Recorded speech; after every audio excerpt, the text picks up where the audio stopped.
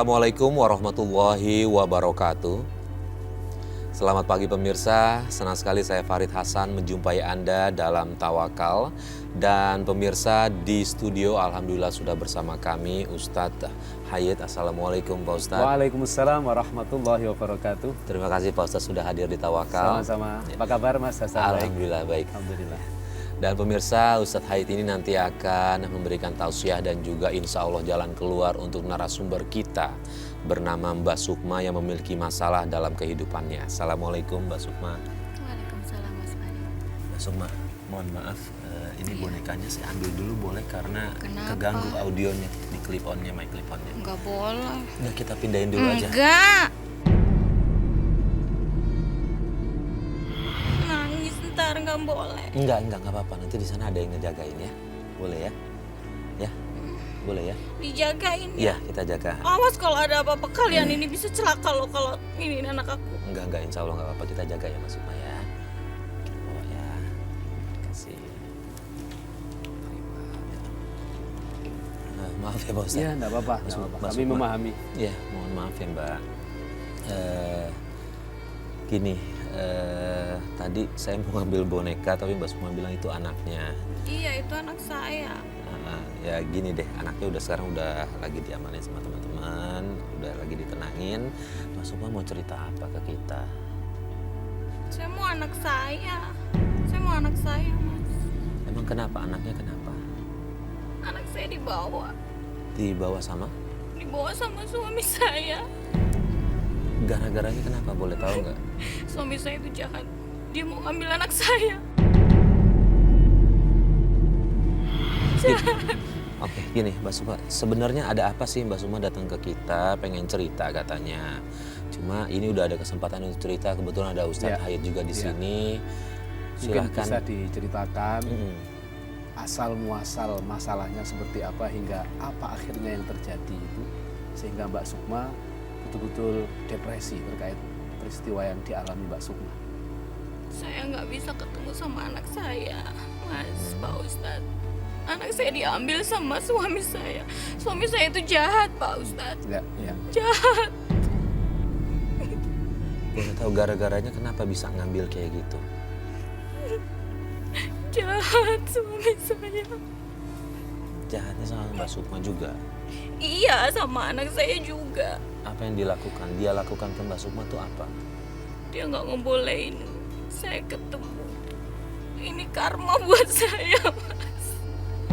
Ini karma buat saya. Ini salah saya. Istighfar dulu Mbak Sukma. Astagfirullah. Ini salah saya.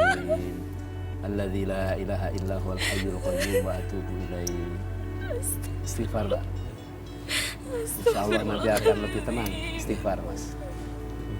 Mbak Sukma, saya boleh tahu nggak sebelum ada kejadian suami ngambil, ada cerita apa sih yang bisa kita dengar gitu? Siapa Ya, tahu ya. mungkin itu akar masalahnya sampai kemudian suami memutuskan ngambil anaknya Mbak Sukma. Iya. Awalnya saya itu hamil duluan, Mas. Waktu itu saya kurang kasih sayang sama orang tua saya. Saya udah diumbar aja gitu, nggak dikasih perhatian sama sekali. Orang tua sibuk kerja, Ya.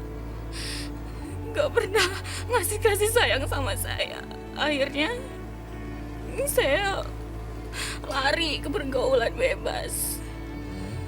Saya kenal sama seorang laki-laki. Awalnya dia baik. Lalu saya jatuh cinta kan sama dia kalau laki-laki itu baik sama saya. Nggak taunya saya udah kena rayuannya.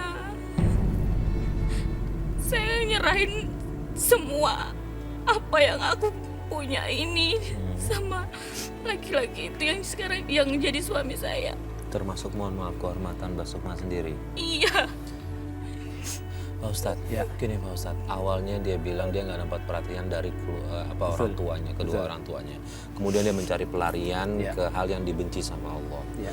Ini gimana ya Pak Ustadz? Apakah orang tua hukumnya membiarkan seperti itu terkena juga dampak dosanya segala macam itu? Ya, ini pelajaran penting untuk para pemirsa di seluruh tanah air. Apa yang dialami oleh Mbak Sukma ini adalah warning. Dan saya kira ini seperti fenomena gunung es ya, Mas Farid.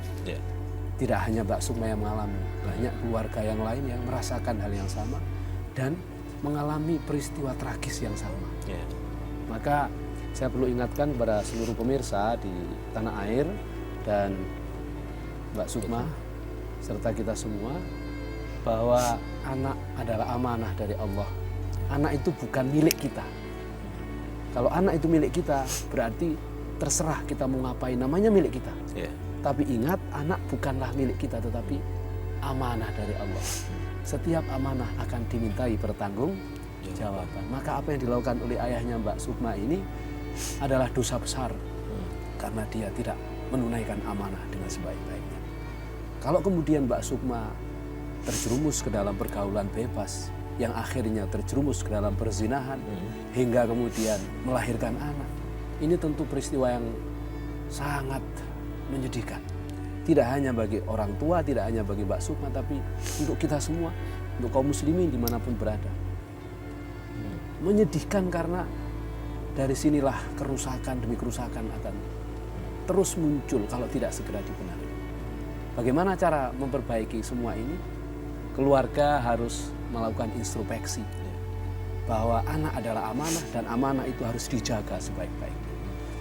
Kasus Mbak Sukma yang tidak mendapatkan kasih sayang itu adalah kasus yang paling fundamental kebanyakan anak-anak. Mungkin kita mendengar cerita dari sahabat dan kawan kita yang lain, banyak anak yang tidak mendapatkan kasih sayang akhirnya lari ke narkoba. Salah satunya ke free sex atau pergaulan bebas. Nah, ini harus menjadi perhatian kita. Mbak Sukma sudah mengalami itu, maka kita mengambil pelajaran dari Mbak Sukma ini.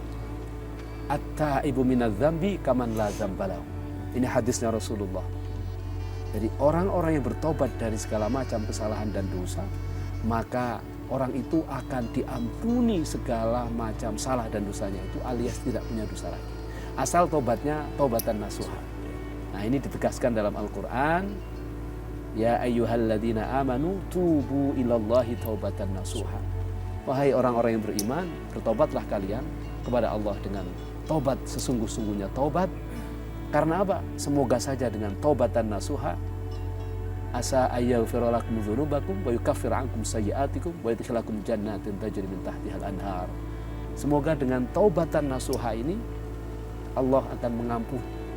Allah akan mengampuni segala salah dan dosa-dosa kita.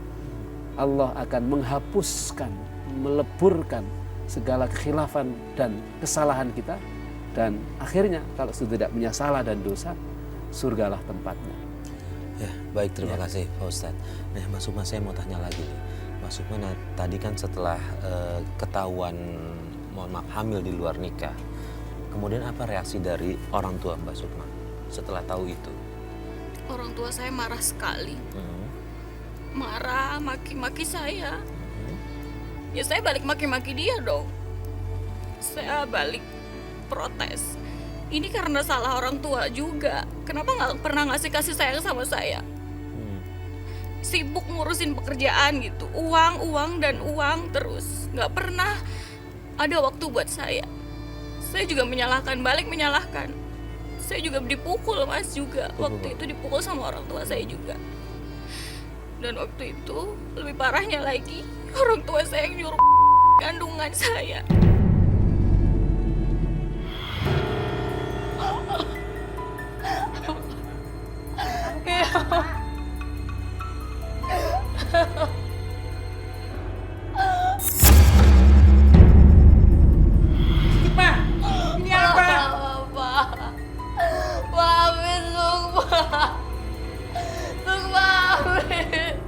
Dasar anak ada diuntung, bikin malu keluarga.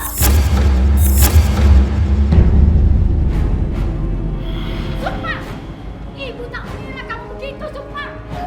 Dari kecil kamu dibesarkan. Ini balasan kamu. Iya ini emang semua salah Sukma.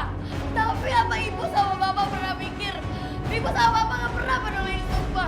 Beraninya kamu Sukma, dasar anak durhaka. Sukma, kalau kamu masih menganggap kami orang tua kamu dan kalau kamu masih menganggap aku ibu kamu,